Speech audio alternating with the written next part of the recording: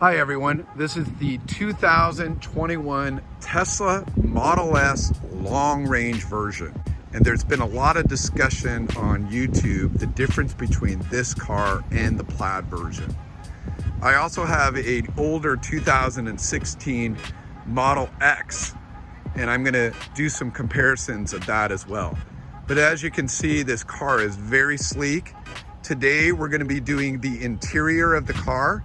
Probably gonna break this video up into two versions, as I wanna do the full interior, the computer. We're gonna take a look at the trunk and the frunk, see what kind of capacity we have available, and also dive into the electronics and a lot of the new features that are available for the car today. So this is a pretty exciting ride. Not sure if you saw the other video I did on the exterior, but as you can tell, it's an extremely sleek car. Really nice things about it, including rims, tires. Love the new design. And since this car is so much more advanced from a computer and a technology standpoint, you're gonna see amazing things like the car fully works off of my iPhone. I don't even need to carry a key with me anymore.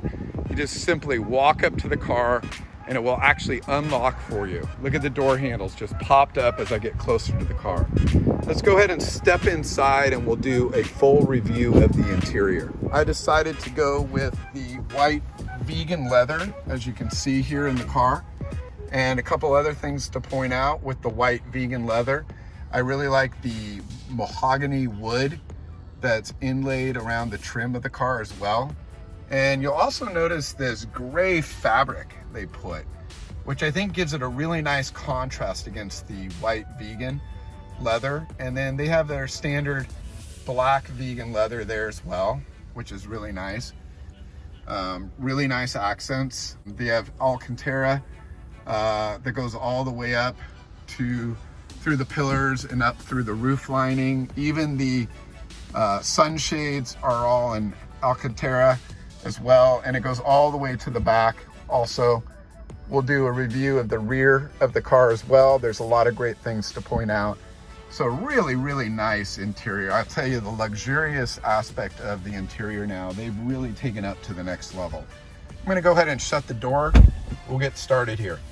Now, one of the biggest things talked about today is really a lot of it is around this Yoke steering wheel here. You'll see the Yoke steering wheel here coming into focus. So a lot of discussion on YouTube around the steering wheel itself.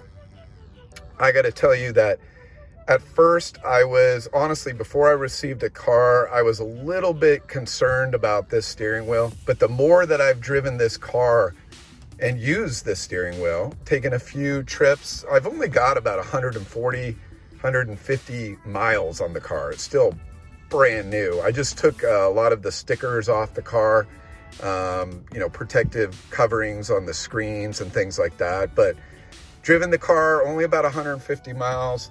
I've done a number of U-turns and sharp corners with this Yoke steering wheel, but I got to tell you, I really like it.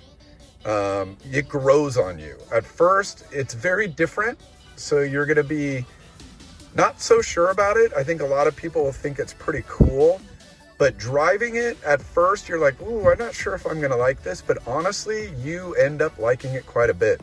I'll tell you, the way the handles are here, how you have both handles on each side of the steering wheel, I feel like they really designed the steering wheel almost like a video controller for like a PlayStation 5 or something. Your hand fits extremely comfortable here. You have both sides. As you probably know, they've removed the stalks out of it, so a lot of the main buttons are on the main steering wheel here. And frankly, it's a lot easier to see the main screen. And the main screen in front of the steering wheel, there's a lot more input around that. What is going on with your full autopilot driving, and a lot of very specific readouts related to driving itself. Going back to the steering wheel though, you'll see right away you have your turn signals that are actually buttons on, and you get some haptic feedback on this. So when I click this, I can feel it with my thumb. If you just lightly tap on it, it's going to do a quick one, but if I actually press it, you're going to get a full turn signal that you can see on the dash there as well. And if I hit the other one, you're gonna see the other one. I actually love this. I love the button turn signals. If you hit it again, it'll turn off. But I actually like that quite a bit. This will turn on your headlights, but it will also, or your high beams, but also your headlights will turn on automatically when it gets dark outside anyways. This will control our volume and a couple other key essentials during the ride itself. You also have your horn here. Literally hit this and it's gonna hit the horn. So not a big deal. You have your wipers when you need to turn on your wipers right away. And then the microphone button there allows you to talk to the car and ask the car to navigate to certain places. You can look up destinations. You can change the radio or the streaming station you're clicking on. You can also do a number of different things with the car just by vocally talking to it after you hit the button. And then that last knob there will also allow you to do things like go into autopilot or other types of things you can program that button to do as all part of the car experience. Okay, so before we go into the main screen, I want to point out a couple other key things. And we're going to start with the middle console here down below the screen. So the first thing I've got to point out, which I really enjoy quite a bit, is these two pads here. So anyone that charges their cell phones wirelessly are going to be very happy with these pads. All you do is literally put your phone on the pad and it will actually start to charge your phone instantly right away. So there's two of them. So each person sitting in the two front seats will be able to place their phones on there. The other thing I think they did a really, really good job of is redesigning this whole middle console. This is quite a bit better than what is in my current Model X right now. Again, a 2016 Model X. They completely redesigned this. They made it a lot more easy and accessible, and I can change what I want. A couple key things I want to point out is this thing will slide up, it can stick in place, and you can see you have a little compartment there.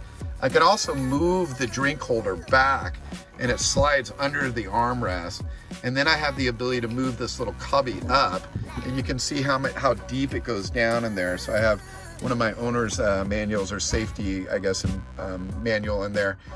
So that makes it easy. And then if I want the drink holder, I just click on it, it'll pop back up, and then I can get my cubby or close it all to keep it kind of clean. I like this quite a bit. I think the old way they did the drink holders, your arm would bump into those quite a bit, and then it would interfere where I usually will rest my arm while I'm driving a lot of times. This still lifts up, so you do have a compartment in here, and it actually goes in pretty deep, which is really nice. You can also lay this flat and continue to rest your arm on there. So it's a really nice middle console. They just did an excellent job with that. And so that's really nice. You also still have a glove compartment available as well that you can open and shut on the main screen as well. So that makes it really, really easy to adjust. So let's go ahead, and what I'm gonna do first before we get in and we talk about the main screen itself is I wanna show you some of the key elements around the rear of the car, and then we'll probably walk around the car real quick because I want to show how the trunk and front work, and then we'll do the second half of the video will be mainly on the main screen itself, and I'll show you all the ways you can adjust key settings in the car itself. So let's go ahead and move to the back. I'm going to just jump out of the seat here and walk to the back of the door. Shut the front door here. Go into the main seat here, and you can see my daughter's left her iPad here, but that will actually work well for our discussion. So I've popped into the back seat here, and right away you're going to see a main screen available that's able for us to interact with on the main screen. You're going to see there's USB-C chargers. My daughter has a USB-C charger already plugged in. You can see two of them are available there. So that's really nice to have that kind of capability fully available as well.